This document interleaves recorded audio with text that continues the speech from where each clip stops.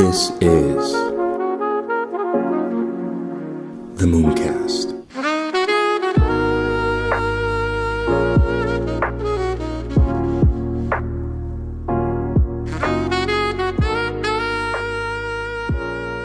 See you, space cowboy. All right, guys, let's get this show on the road, man.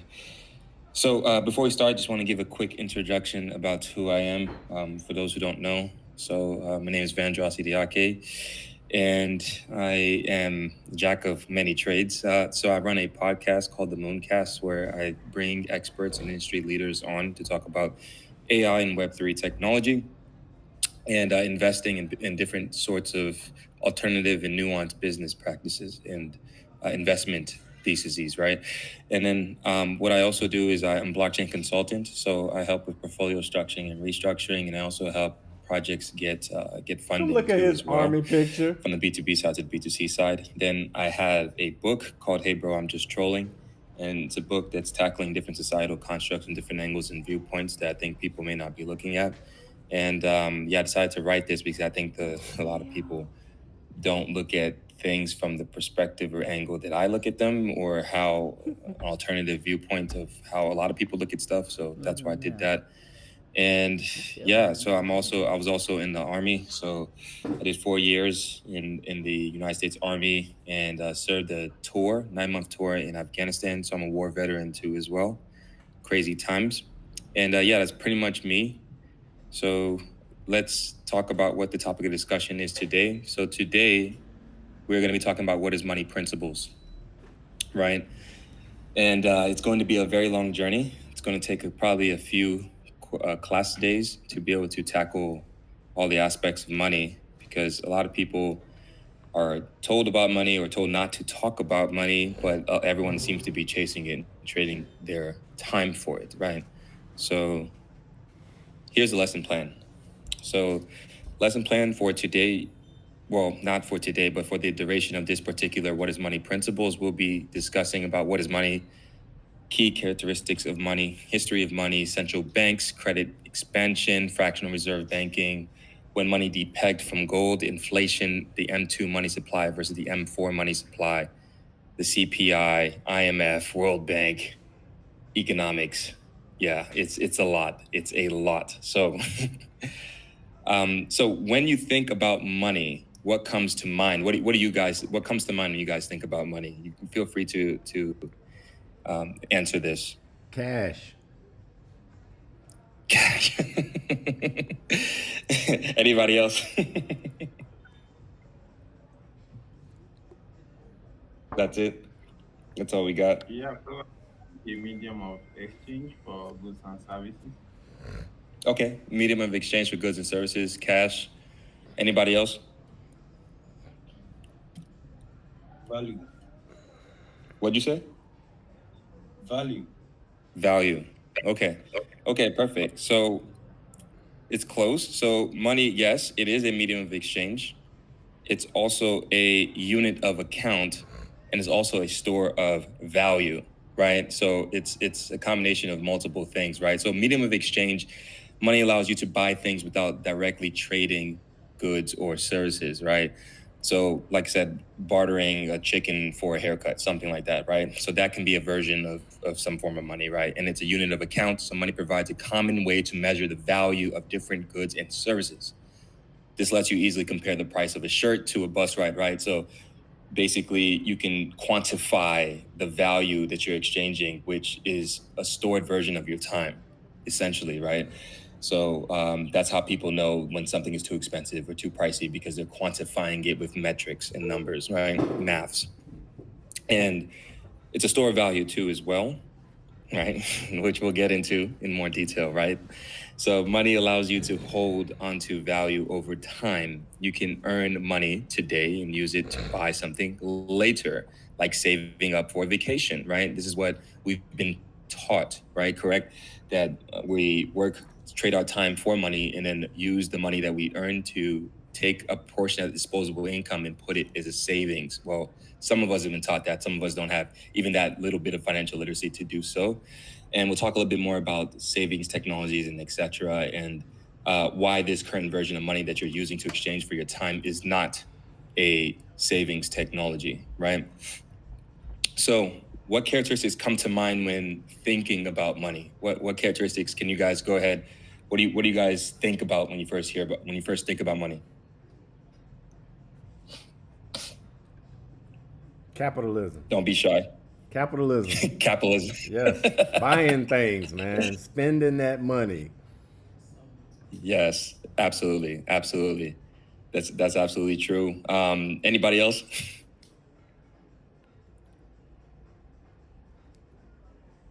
Characteristics, guys. Think characteristics. Nobody? Okay. So here are some key characteristics of money. So one of them is durability, right?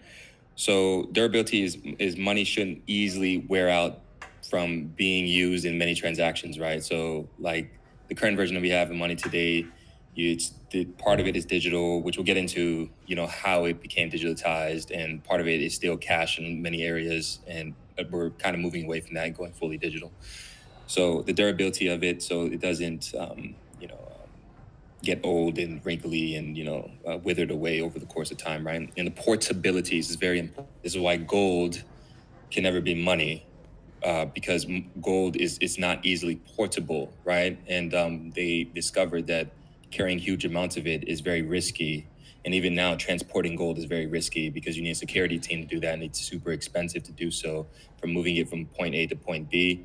And it can also get confiscated when you're basically traveling in intercontinental borders, right? And then the visibility or divisibility, right? So that's money should be divisible into smaller units for making different value purchases, right? So basically, the current version that we have of money, right? So if you have, a dollar, you have $10, you have, a $20 bill, a $50, a $100 bill. So this is the sort of the visibility that it's talking about. This is basically some of the characteristics that money needs to be able to be feasible for a society to run, right? And the fungibility, right? So all units of the same denomination, like a dollar, right, should be interchangeable, right? So if I give you $1, and you should be able to also have the same dollar, and the other person should be able to have the same dollar, and every $1 is the same price, right? And that's basically what that means by it's fungible. It's like-minded items, right? So $1 is another person's $1. They're equal, the exact same. Hope that makes sense. And the scarcity aspect of it, right? So this is what we're going to get into a little bit later, to really break down the lack thereof in the current models of money, right? Scarcity, super important, right, for this course. So there shouldn't be any unlimited supply of money, right? Or it would lose value, right? So the current model that we have currently, which again, we'll get into a little bit more in detail, but the current version that we have right now is infinite, right? Which we're going to get into why it's infinite, who controls it, how these systems were put into place, and how they were leveraged so that economies who don't have a lot of resources were able to take advantage of the system through marketing and making people believe that this has some kind of perceptual value, right? And take advantage of people who have all the resources, right? So we'll get into that more in detail, but for this particular course, let's just continue now. And the acceptability, right? So again, it's the marketing aspect, right? So what do you perceive is as money, right? So when you get the collective to believe that this piece of paper has value, then it has value, right? But the minute that all the collective and the masses stop believing it has value, then it no longer has value. And that's money in a nutshell, right? So it's only valuable if you and the market decide for themselves that it's valuable, but the market has been pushed that this current version of money is the best version of money through marketing and through force, So let's move on to the next. So let's talk a little bit about the history of money, right? Because a lot of people don't really understand this. It's super important to know, right? So in the early societies, we used to barter, right? We had bartering systems. So direct exchange of goods and services is bartering, right? So if you think cows, seashells, or tools being used for trade, right? So if I let's say like I will fix your carpet or clean your carpet, and in exchange, you will cook me some rice, some jollof, right? And that's kind of how things were back then. Then, in 7,000 BC plus, we started doing commodity monies, right? So goods with intrinsic value, like precious metals, gold, silver, or even salt, become commonly used for exchange, right? So they were portable, divisible, and durable, right? So we go back here. So they have three of the main characteristics that you need. So portable, durable, and divisible, right? But they weren't necessarily so fungible. The scarcity wasn't there because you can always get more gold, and the acceptability wasn't all the way there, right? So it wasn't a perfect version of money, right? So coin money was around the 1600 BC plus, where metals are standardized into coins with a guaranteed weight and purity by a governing body, right? So this changed the game, right? This is when government started issuing money, right? And this was actually part of the Roman Empire. The fall of it was because they actually were. Well, we'll get into that later, but just this is what you need to know, right? So coin money was issued by governing bodies, right? This increased trust and efficiency in transactions, right? Because the trust factor comes from, oh, it's a governing body, so you feel like you should trust the government more, when the reality is the government has never been really out for your best interest. They are a business. But anyways, representative money, right? So this happened in 1000 AD plus. This is when paper notes were representing a specific amount of precious metals stored elsewhere. And this was lighter and easier to transport than large quantities of metal, right? So they try to get these sort of paper notes as a direct representation of the precious metals, right? Because, like I said, money needs to be portable as well, right? As we previously stated. So they realized, oh man, I'm carrying these large amounts. I need to have something more lightweight. So they chose these paper notes. Now, fiat money, right? So we'll get into this even more, but fiat money, which is the current sort of kind of monies that we have right now, right? So it's government issued currency not backed by a physical commodity. I say again, it's a government issued currency not backed by a physical commodity, meaning that let's say, for instance, running a nation state, could say, hey, we will all use this paper as money, and I can control it, and I can decide when to print it whenever I want. And you have to work for that same money that I'm printing, right? That's basically what that means. So its value relies on the trust in the issuing government and economy. So if you guys could just tell me real quick, how many of you guys trust your governments? Anybody? I don't trust my government. You just say trust. No, man. He said he doesn't trust his government. Good. Great. I think, can I say something? Yes. I think everyone that said they don't trust their government actually trusts their government. And I can confirm it now. Should I ask a question? Yes. Why are they saving fiat currency if they don't trust their government? It's not because I'll say this, Dan. It may not be that they trust their government, but they don't know that there's alternative means of things that they can verify and don't have to trust. Because this is what this course is about. It's about educating the masses on alternative means, so you don't have to trust. You can just verify through a different alternative system. Yeah, I understand, but I was going to say that they unconsciously trust their government, or they don't know the reason why they trust their government, but they trust. For the fact that they are holding fiat currency, they trust their government, but they don't know. I just wanted to add that. I love it. No, it's provocative. If anyone would like to add anything, feel free to jump in. But yeah, so that is fiat currency in a nutshell, which is the current regime that we're in right now, which we'll get it in a little bit more in detail in, right? So electronic monies was introduced in the 20th century, right? And it's the rise of digital transactions and credit cards. Money becomes a digital record rather than a physical object, right? So for those who don't know, which we'll get into explaining the SWIFT banking system, but it's a messaging system that basically when one piece of value moves in from one government to another, they basically record it on an account ledger, right? So that's essentially what's happening. We're going to get into that a little bit later in the course, but just to let you guys know, the electronic money was introduced as of recent in the late 20th century, right? And then now in the current regime that we're in right now in this transition stage, that people don't know it's a transition, is cryptocurrency, right? So 2009 plus, that's when Bitcoin was introduced. And so it's a decentralized digital currency secured by cryptography, right? Which, as you guys know in the previous course that you guys were studying, that's where Emmanuel was discussing about, blockchain technology. So we won't get into that too much. I'm not going to reiterate what he spoke about. But so Bitcoin is the most famous example of this, and it's actually the most decentralized, secured network on the planet in human history, right? But Emmanuel kind of spoke about that, so I'm not going to get too much into that until later. I'm going to tie in why Bitcoin exists, right? So to paint the picture for you guys to understand, because it's a long journey, right?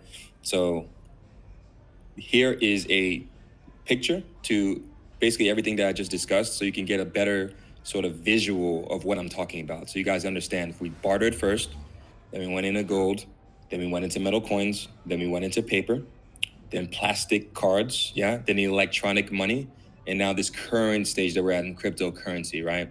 So that's the thing that you guys are probably most curious about, right? Which we're going to get into, right? So let's talk first about central banks, right? How many of you guys are aware of central banks?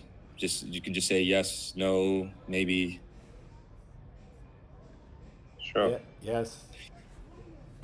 Okay, perfect. So we're going to break down what a central bank is, when it was initially established, and basically how it functions. So the first central bank, the current central bank, the Federal Reserve System. This is important why I'm talking about the United States Central Bank currently right now. It's very important because they are the current global reserve currency and the currency for international trade, right? The main one that's driving the liquidity, right? So the current central bank, the Federal Reserve System, was established in December 23rd, 1913. Very important date. What is the role of the central bank? So a central bank is like a banker for a country. Its main job is to control the amount of money in the economy, right? I say again, to control the amount of money in the economy. This helps to keep prices stable, air quotations, I say that loosely, and prevent inflation. I say that loosely again, right? Has failed. So America. basically, inflation is when things cost too much. We're going to give a little bit of a breakdown a little bit later in the presentation about inflation to give you a better understanding, because a lot of people use that word loosely. But how many guys do you guys know what the actual definition of inflation is? You can go ahead and answer yes or no.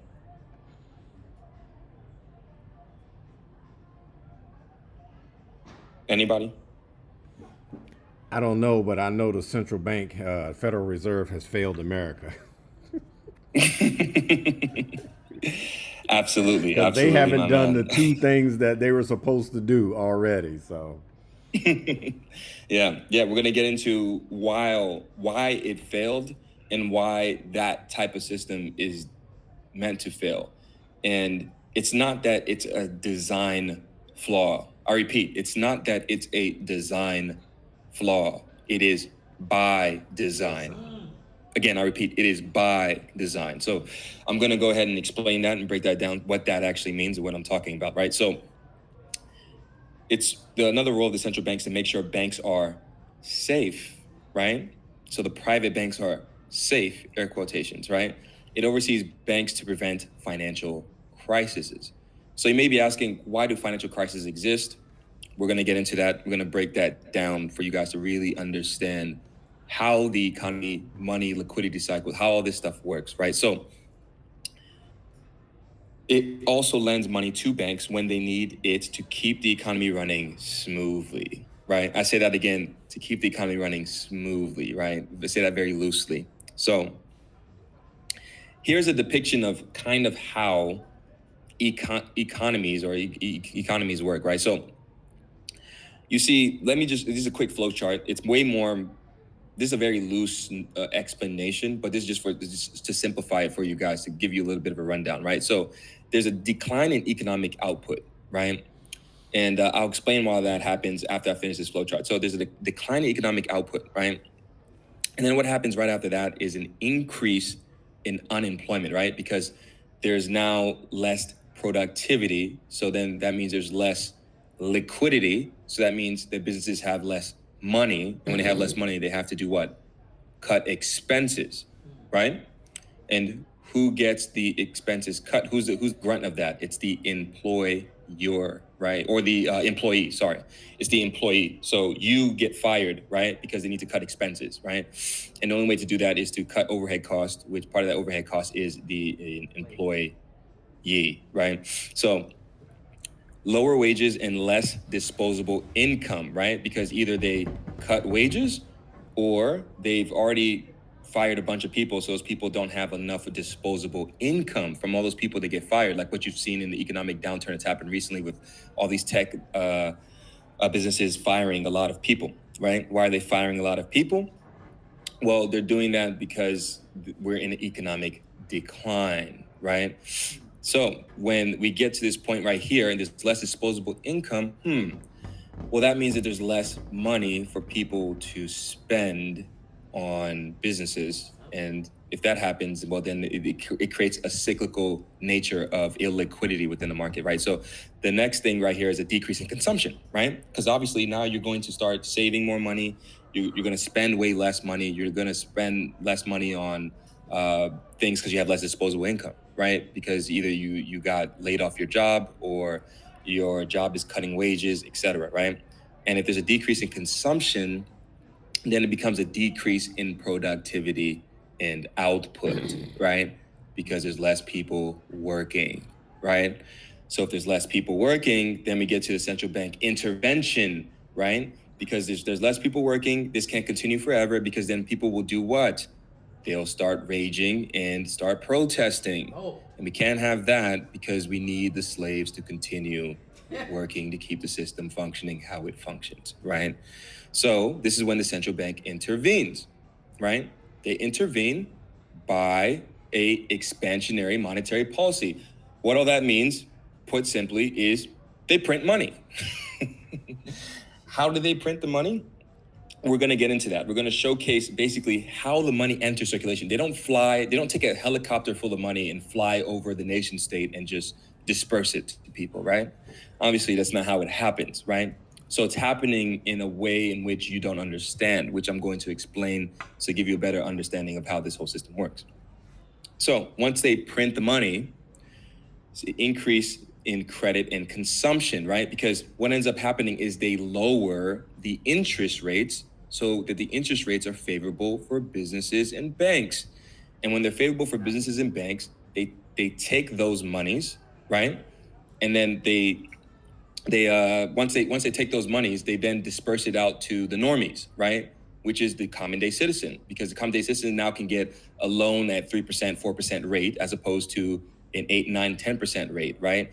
So especially in the States with the consumptionary environment that they have, this is the reason why it fuels the economy, because America is very consumer based, right? And I hope you guys can understand that, right? So they lower the interest rates. That's one of their tricks, right? And another thing is hiring the interest rates. That's when they say, hey, inflation's too hot, so we need to pull liquidity from the market. We need to reduce our balance sheets, which is what another thing they do as well is they buy assets, right? So they actually print money that's out of nowhere. They literally just add the account ledgers and just print the money, use the money to buy financial products, right? So that pumps up the prices for financial products, right? And that's why we have these boom and bust cycles in the financial space, right? So that's how that works. And then there's an economic upswing and a decrease in unemployment, right? And so like I said, once it gets too hot, when it's too much unemployment and there's too much economic upswing, well, there's too much then inflation, and then the wealth gap starts to widen, right? And this is why you see the gap closing within the middle class. So that's explaining why that happens, right? It's very important that you understand this, right? Because what I'm trying to tell you is that the game eventually ends, because there's boom and bust, middle class continues to get wrecked until there's no longer a middle class. And then there's just a whole bunch of rich elites and poor people. And at that point, people storm the streets, everything crashes, and then there's a redistribution of power, right? And this is where we're currently at right now, right? So I'm trying to give you the bigger picture of what's going on, right? And then once like I said, it gets too high, then they tighten. They do this thing called quantitative tightening, where they increase the interest rates. Then it pulls liquidity from the system. Then it becomes back into an economic decline again, and then the cycle continues. Any questions about this chart? Is there anything I didn't explain properly for you guys to understand? Hey bro, I'm just trolling is something that will not just challenge your perspective, but also touch your heart and soul. It's a book that defies convention, blending art and literature into a thought-provoking masterpiece.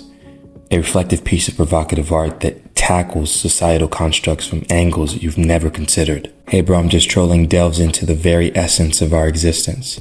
It questions the technology that surrounds us, challenges our notions of beauty, stares unflinchingly into the eyes of death, and questions the boundaries of freedom. It scrutinized the educational system that molds our very future. This book is a journey, an exploration of shared human experience, and it's a work of art that refuses to be confined by tradition. It's a canvas painted with words, a melody of thought, and a testament to the power of creativity in a world dominated by algorithms and data. Visit moonboycapitalventures.com and get your hands on Hey Bro, I'm Just Trolling today. It's not just a book, it's a movement. Now let's jump back into the show. I think you're doing well. You're doing good, but I can understand. Okay. All right, perfect. So moving on. Sorry, but I think Sean was going to say something, right? Yeah. I don't know if this class will be. I want to say something, but I think I have a different way of explaining this. Because what you explain actually applies to the US system, right? Yeah. But for a Nigerian-based system, because the way you explain this now, it looks as if in Nigeria there's credits. Credits are available to everybody, but it's not. This doesn't apply to us. Yes. So, but we have higher inflation than the US. So why is that? Do you see? Yeah. So actually, it works differently depending on the way the economy is run or the way the banking system runs. For example, Nigeria is not a credit-based system. When I say credit-based system, you and I cannot just walk into the bank and collect credit. So we don't have things like mortgages like the US. So we don't really have an inflation. We have an inflationary system, but it comes from, okay, let me make it this way. Monetary expansion comes from two forms, from the federal government and from the federal government through the central bank and from the commercial bank to the populace. Now, the federal government through the central bank works in form of using debt as loan. That's what we call bond. So when you were explaining that they print money, that is when the federal government is selling their bonds, right, to the central bank. So the central bank buys that. They buy the debt of the government. Yes. Because the government cannot fund itself. Exactly. Now, how does the government fund itself? It funds itself two ways: from its revenue, that's revenue, what it collects in taxes, and basically its income in terms of exportation. So, but if these two things are too low, right? If the revenue is low, the import is low, the taxes are low, so they issue bonds, and that bond is the way to sell their debts. Yes. Now, that bond they issue is a way of raising money from the system. That is printing. But when they do that, they sell it to the central bank. Now, this is what they call debt monetization. Now, this is what is prevalent for African-based system, right? But from the commercial bank aspect to the populace, that is what is also prevalent in the US system. That's where you have things like mortgages, home equity line of credit, business line of credit, student loans, but we don't have it in Nigeria, right? So I just wanted to, this topic is, I don't want to keep interjecting because I want you to finish your course. But I just wanted to bring that out. So we can still explain this later. It's very deep. This is bro, it's a lot. And this is the thing, every economy runs differently. That's why I said I wanted to focus in the beginning on the US, because this is the one that I'm very, very well familiar with, because There's slight nuances, but the U.S. does do exactly what you said too as well with issuing out loans, because the only two ways the government makes money is through taxes or through issuing out bonds, right? And when they issue out those bonds, like you said, the central bank then buys those, right? And they add it to their balance sheet, and then that gives liquidity to the government to expend that liquidity. So yeah, very well explained. And yeah, I didn't want to confuse them too much. I wanted to get into the stuff Yeah, slowly. the reason I wanted to add that is so that they don't feel that any person can just walk into the bank and get credit from the bank. It doesn't work here. And Yes. I know most people are from Nigeria here also. So I just wanted to add that too. Yeah, no, great. Please, if you feel like intervening, this is perfect, because this is a dialogue we need to have, so people can beat it into their head what money is, right? Super important. If you don't understand money, then it's like the most important thing to understand. It really is, you know. So, any more questions? Anybody have any more feedback to give? No? Okay. So I'm gonna simply try to explain the fractional reserve banking, right? So I have this little graph, right? And so this is a simplified version to explain kind of how it works, right? The expansionary credit, right? In the fractional reserve banking system. So let's say Olu goes into the bank and he deposits $1,000 into the bank, right? What the bank does with that $1,000, right? Theoretically, is they're supposed to keep 10% of whatever is deposited into the bank as reserves, which they don't. Most banks are legitimately operating on 1% and 2% liquidity, some even less, in terms of how much that they have actually in their reserves. And the rest, they loan or they buy assets with, right? So in this particular simple example, we're just going to say that he deposited $1,000. They reserved 100 of those dollars, that 10%. The other 900, they loaned out to Sally, because Sally needed a loan for something, right? And they need to generate what? Revenue, right? They need to generate revenue, right? That's how the banks make money, right? And so once that amount is loaned, then they go ahead and spend that, right? So that $900 gets added to the already $1,000. So they don't use the actual amount of money that's in the actual bank itself. What they do is they expand the account ledger and just say, no, we loaned you out 900 and we have 1,000 technically that he deposited. So it ends up becoming 1,900. I hope that makes sense for you guys to understand, right? Instead of 1,000 that they're just supposed to have within this liquidity in the system, right? They end up having 1,900. And this is how they expand the debt. Then let's say the money that was loaned to Sally she puts it into the bank, and then they do the same thing again. Take the 10%, put in reserves, $810, and they add the $810 to this amount here, this $1,900, and it becomes $2,710, and so on and so forth. This is the expansionary system. This is how they expand debt and they expand liquidity in numbers of the amount of money that they have actually in the system. Do you guys understand what I'm saying? Does it make sense? This rinse and repeat cycle? I understand it, and that's part of the reason why that Silicon Valley Bank failed recently, because they didn't keep that 10% reserve in the bank like they were supposed Exactly. to. So the literally when a small bank run happens, it only takes like let's say 10% of people go collect their money all at the same time. All my money. They don't even have that in their reserves usually. They don't even have the 10% of the reserves. So people get wrecked, and the banks get wrecked, and they can't have too many banks getting wrecked. So what ends up happening is actually the bigger banks end up buying the smaller banks, and they consolidate the banking sector, right? Which we'll get into what's happening with that a little bit later. So I hope you guys can understand this. It's very important, right? It's very important because this is creating fake money, right, into the system. And because there's more money in the system and there's only a limited supply of goods and services, then the goods and services and the prices of those rise, right? Hope you guys understand that, right? More money, less goods and services, but more money to buy those same goods and services, the prices rise, right? Becomes more competitive, right? So I hope you guys get what I'm saying. Is anyone confused? That's why it's a cynic. No? Okay. Me. Good. Okay. So why was this established? So the Federal Reserve, which again, I'm focusing on the US for now because there's so many different systems, but they all kind of do the same thing, right? The US is the most important one because it's the global reserve currency and the base currency for international trade, right? That's why I like to focus on the US.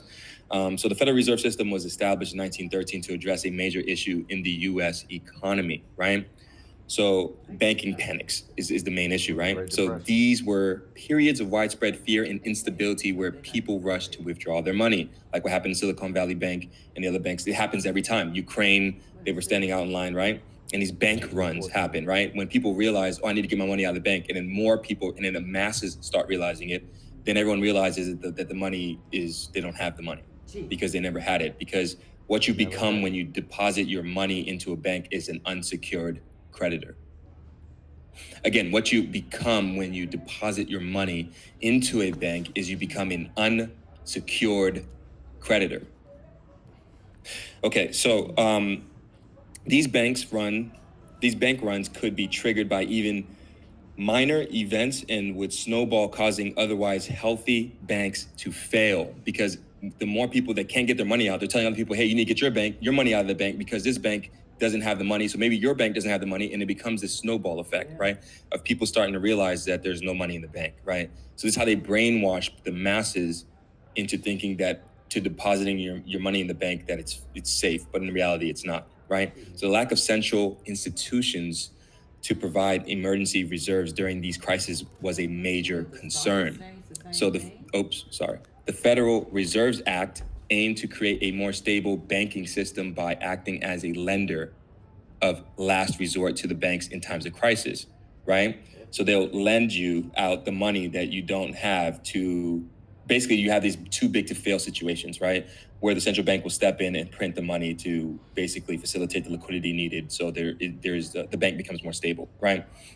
So it provides an inelastic currency that could grow to shrink based on economic needs, right? So over time, the Fed's responsibilities have expanded to include promoting maximum employment, stable prices, and moderate long-term interest rates, right?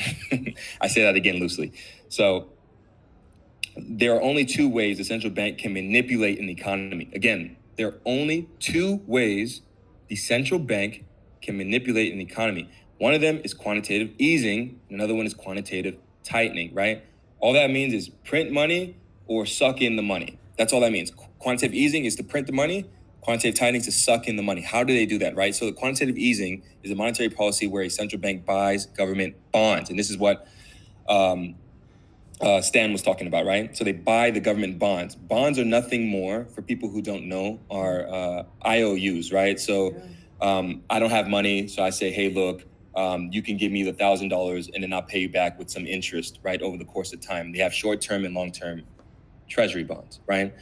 And so, and other financial assets, right? They buy other financial assets too as well. So they can be stocks, they can be real estate, they buy other assets, and this is how they pump up the markets, right? Because governments then have money, the financial assets get pumped up because remember, there's a limited amount of what? Shares. And there's more money in circulation. So what does that mean? The prices must go up, right? So to increase the money in supply and lower interest rates, right? So they lower the interest rates to entice and incentivize people to want to borrow money. This is what happens in the US specifically, right? Other countries have a little bit different in terms of interest rates. It's not that lucrative to be able to do that, right? So this aims to stimulate economic activity by borrowing cheaper and encouraging spending and investment, right? So they encourage that by decreasing the interest rates, right? So then people start spending, specifically in America, with their credit card. Interest rates are low. There's no big issue. Let me buy this for this vacation. I'm only going to pay 2, 3, 4%, as opposed to the 15%, 20% that I was paying, whatever that rate was before, right? Same with mortgages are cheaper and incentivizes you to spend, right? Which drives up what? The asset values, right? Quantitative tightening. Again, this just means they use fancy words. All this means is suck in the money back in because the market is too hot and it's too inflationary. So we need to suck the money in, right? So it's a monetary policy where a central bank reduces the money supply by selling government bonds. So instead of buying it, they're not selling it or letting them mature without reinvesting, right? Or they sell off their financial assets that they had, the stocks they bought, the real estate they bought, etc. It's nothing they do, right? So this process aims to increase interest rates and control inflation by decreasing liquidity in the economy, right? Again, this process aims to increase interest rates, right? So the interest rates are now expensive. And when it's expensive to borrow money, you guys don't know this, but how basically it works with a lot of people don't know this, but for instance, let's just take an example of Uber. Uber still hasn't made a profit, right? It sounds crazy, but they haven't made a profit, right? What they do is they just leverage borrowing cheap debt to keep the system running that they have going, right? So they borrow against their cash flow, right, and their cash balances with cheap debt. So when debt isn't cheap, they now need to fire people and reduce and cut expenses, right? And this is just an example I'm making, right? And they have that exorbitant privilege to do so because the banks see, oh, they're cash flowing $75 million a year, whatever the hell they're cash flowing, right? I'm just making an example. And so this is how these bigger corporations have a advantage strategically, right? Because once the money gets given to them, the people who get the money last are the normies, right? The everyday working man, right? And that's just how that situation works. Any questions on this? No? Okay. So when did money depeg from the gold standard? Very important, right? Like I said, we're going to eventually get to why, Bitcoin is important, but I have to break down money, right? Because it's super important. So when did it depeg from the gold standard, right? So there are two key dates to remember regarding the US dollar and the gold standard, right? So 1933, this is when the US partially depegged from gold, right? President Franklin D. Roosevelt took several steps, including suspending convertibility of dollars to gold for citizens. Again, suspending the convertibility of dollars to gold for citizens. So no longer could you convert your dollars to gold. What does that mean? What does that mean? It means they confiscated your gold. This is why I don't like gold, because gold has to get stored by a third party who can confiscate your gold, right? Does everyone understand that? All right, good. Yes. Good. All right. So nationalizing privately held gold, right? So now gold that was privately owned is now nationalized, meaning, yeah, I know you owned a whole bunch of gold, but now we own it. All right? That's how that works. However, the dollar still held some connection to gold through the international Bretton Woods system, which is in 1944, was when, after the war happened, a bunch of countries got together and they introduced the US as the global reserve currency. And this is why the US is the global reserve currency for trade. This is why, let's say, if I am in Kenya and I have a water bottle that I want to sell to somebody in Venezuela and Venezuelan pesos, well, that person doesn't have Kenyan shillings and I don't have Venezuelan pesos, so how do we do it? How do we convert it? Well, we have to convert into US dollars and trade that way. That's how that works, right? That's how it's been working. So it gives them an exorbitant advantage. Also, because when you're the global reserve currency, you have the exorbitant privilege to say, damn, these imports, they're quite expensive. I don't have the money for that. You know what I'll do? I'll just borrow the money for cheap and then pay for those imports and then export the inflation out to others. Does everyone understand? So 1971, right? This is when the US fully depegged from gold, right? So President Richard Nixon ended the convertibility of the dollar to gold for international transactions. So no longer could you do that, effectively severing the last tie between the two, meaning that the money is backed by nothing but trust and it's an illusion. Does everyone understand that? That's why he said we trust Yeah? the government. Okay. We have that dollar. So I'm gonna quickly break down Keynesian economics, and then I think we're about. You know what? I won't get to Keynesian now. I'll stop for right now. Do you guys have any questions? I'm gonna stop here for now. Does anyone have any questions on everything that's been said? Any feedback to give? We're gonna stop it here for now. So they playing us. Asking that. Yeah. Any questions? No? You can write it in the group, guys. If you're unable to speak. Write it Yeah. in the group. Yeah. Sounding good Okay. so far, bro. Okay. I appreciate you guys. I appreciate you guys staying with me. I hope it wasn't. I hope it was insightful information.